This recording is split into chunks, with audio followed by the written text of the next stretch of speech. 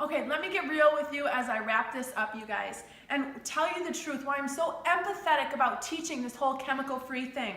Why does chemical-free living matter so much to me? Because I've seen the other end of a chemical-filled lifestyle, and I want you guys to know what you're putting in your bodies. The number 2 cause of death in the United States is cancer.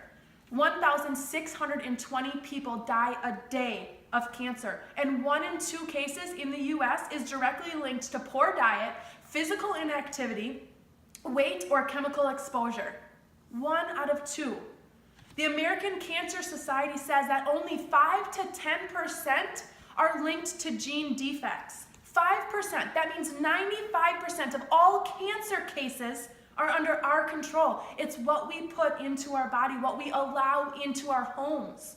The National Institute of Occupational Safety and Health studied 2,983 ingredients in our products at home and found 884 toxic ingredients, 314 of them caused biological mutations, 218 of them caused reproductive problems, 778 were toxic to the human body. 146 of them, they knew to cause cancer tumors, but were allowed in the United States, even though banned in other countries. Many of these chemicals are allowed in common cleaning supplies in the US, things that are under your cabinets right now, you guys. 26 seconds after exposure, chemicals are found in measurable amounts in the human body.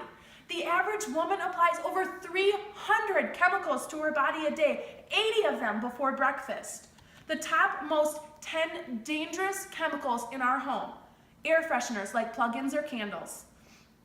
Second on the list, chemical cleaning supplies, drain and oven cleaners, furniture polish, as well as dishwasher soap and dish soap, beauty supplies, personal care products, hairspray, gel, shampoo, and deodorant.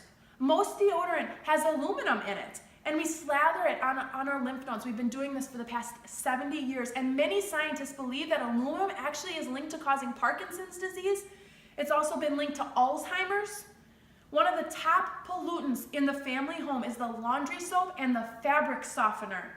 And you wash your clothes in it, and then you put it on your skin, and it sits on you all day long. And this information is straight from the government, from the U.S. Environmental Protection Agency's top 10 killer household chemicals study. There are 100,000 chemicals on the market today. The Toxic Substance Control Act of 1976 grandfathered them in. What does this mean to you? Simply put, these chemicals have not had the safety testing that they need to, and we know very little information about their side effects.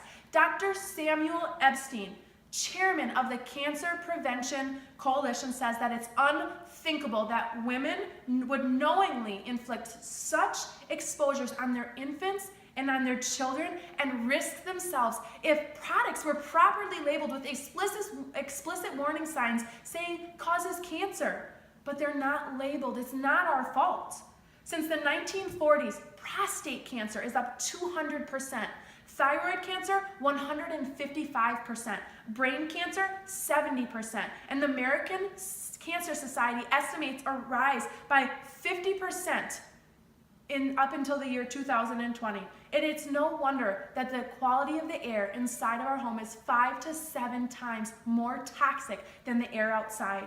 You see it in something as catastrophic as cancer, but maybe not. Maybe you only see it in things like lethargy, inability to sleep, inability to focus, skin problems, chronic inflammation, unexplained pain, stress, fear.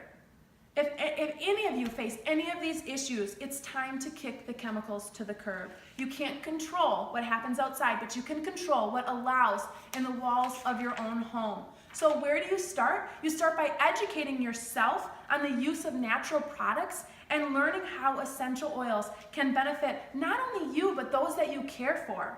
Kicking one chemical out of your home at a time. You can do this, you guys. It's about taking small steps, saying no more to toxic things that you allow into your home, saying I will not allow these things into my home. You can't control all the places that you're exposed, but you can control what happens in your home. Last year, I was able to quit my full-time nursing job and stay home and help educate people on essential oils, and I have a huge passion for doing so.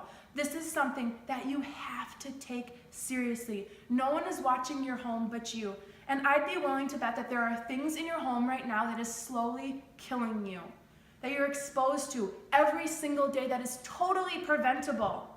And the thing is that you matter, and your family matters. And you can take control of your own health, and you can kick the chemicals to the curb and start living green. I got invited to my first oils class, got my starter kit, and began right where you are right now. Learn alongside of our team. Let us guide you through the process in easy steps. Step 1 is simple: the starter kit, a diffuser, 11 bottles of oil, some of the most common oils on the earth for supporting systems of the body.